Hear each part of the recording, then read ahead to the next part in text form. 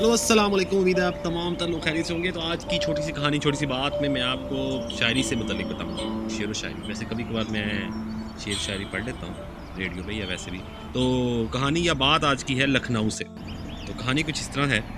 एक वक्त था लखनऊ में, जब वहाँ के शायर शायरी में अजीब व गरीब किस्म के तजर्बे किया करते थे, और ये तजर्बे बाद अज़ां अदब की तारीख के हिस्सा बन जाते थे। मसलन इनमें से एक शायर है हामिद अली खान।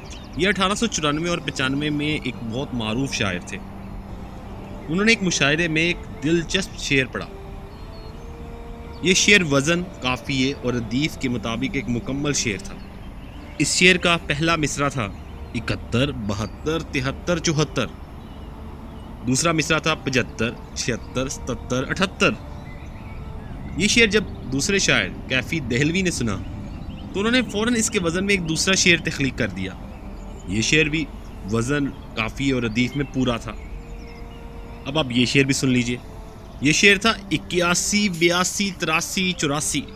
और दूसरा मिसरा था 85, 86, 87, 88।